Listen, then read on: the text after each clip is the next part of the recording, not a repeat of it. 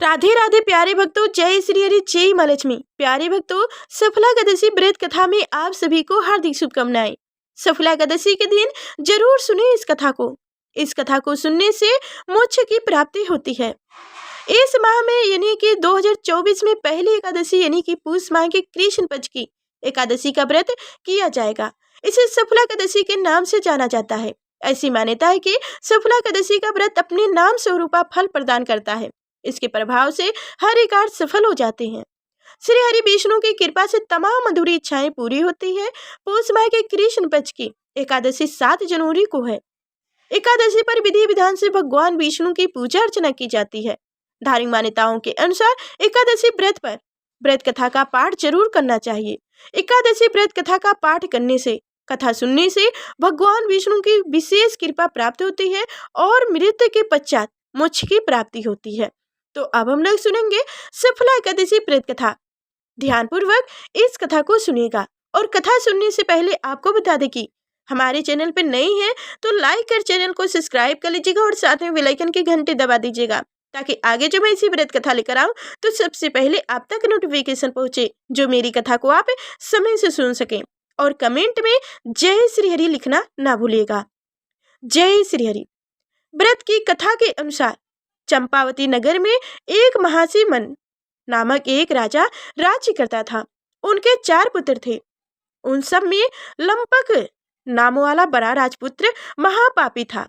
वह पापी सदा पर स्त्री और वेश्य गमन तथा दूसरे बुरे कामों में अपने पिता का धन नष्ट किया करता था। सदैव ही देवता ब्राह्मण विष्णु की निंदा किया करता था। जब राजा को अपने बड़े पुत्र के ऐसे कुकर्म का पता चला तो उन्होंने उसे अपने राज्य से निकाल दिया।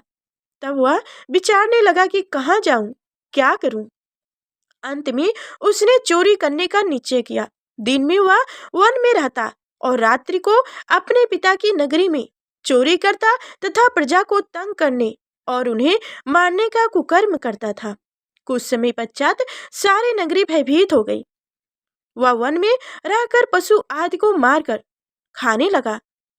नागरिक और राज्य के कर्मचारी उसे पकड़ लेते, किंतु राजा के भय से छोड़ देते थे। वन के एक अति प्राचीन विशाल पीपल का वृक्ष था। लोग उनकी भगवान के समान पूजा करते थे। उसी वृक्ष के नीचे वह महापापी लुम्पक रहा करता था। इस वन में लोग देवताओं की किंडा स्थली मानते थे। कुछ समय पश्चात पूष कृष्ण पक्ष की 10वीं के दिन वह वस्त्रहीन होने के कारण शीत के चलते सारी रात्रि सो न सका। उसके हाथ पैर ठंडक पड़ गई। सूर्योदय होते होते वह मूर्छित हो गया। दूसरे दिन एकादशी को सूर्योदय की गर्मी पाकर उसकी मूर्छा दूर हो गई। गिरता पड़ता हुआ भोजन की तलाश में निकला। पशुओं को मारने में वह सामर्थ न था।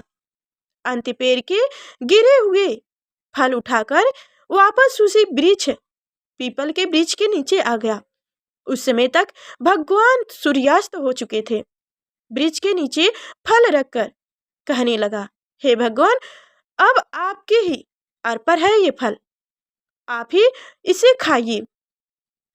उस रात्रि को वह दुख के कारण रात्रि को भी नींद ना आई।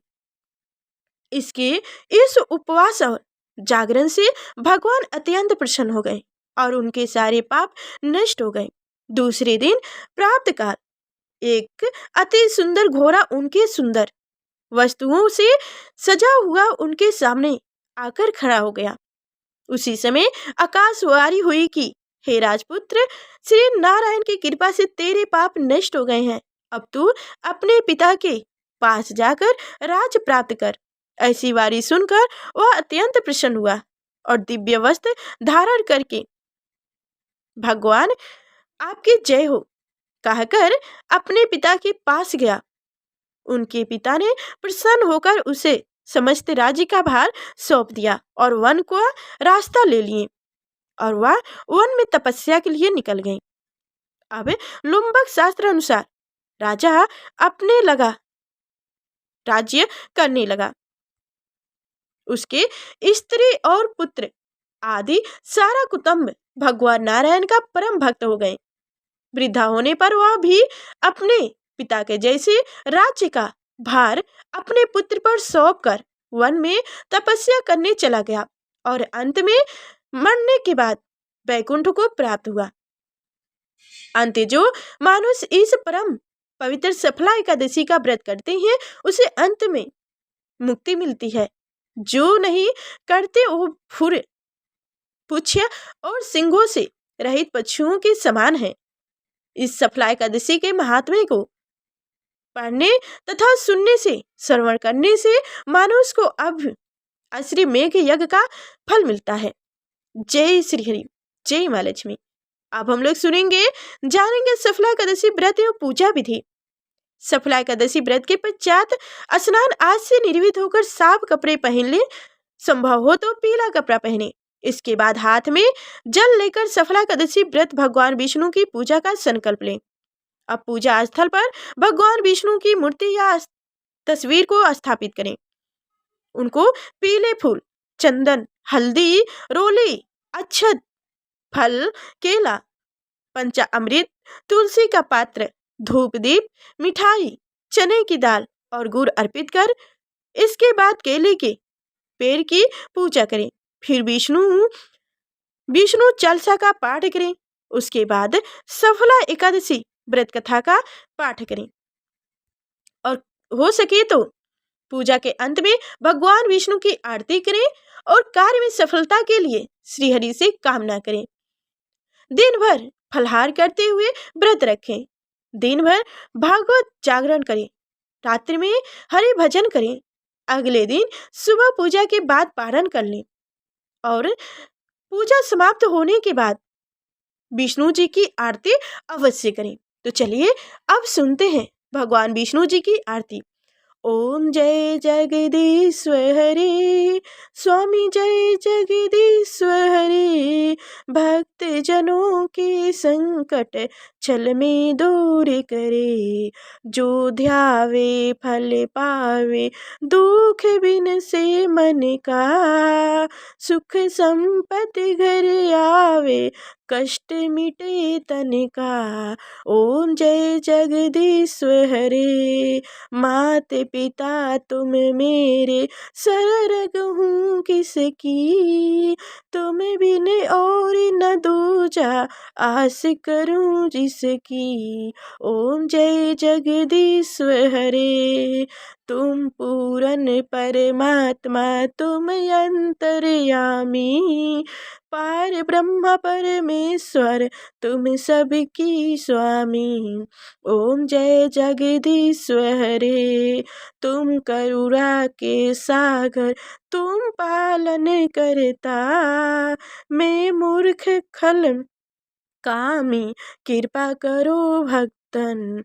ओम जय जगदीश्वर हरे, तुम हो एक अचूक, सबके प्राणपति। किस विधि मूल दया में तुमको मैं कुमती। दिन बंधु दुख हरता, तुम ठाकुर मेरे। अपने हाथ उठाओ, द्वार पर तेरे। ओम जय जगदीश्वर हरे, विषय विकार मिटाओ, पाप हरो देवा। श्रद्धा भक्ति बढ़ाओ, संतन की सेवा। ओम जय जगदीश्वर हरे, तन मन धन और संपत्ति सब कुछ है तेरा। तेरा तुझको अर्पण किया, लोग है मेरा। ओम जय जगदीश्वर हरे, जगदीश्वर जी की आरती जो कोई नर गावे। कहत शिवानंद स्वामी, मन वांछित फल पावे।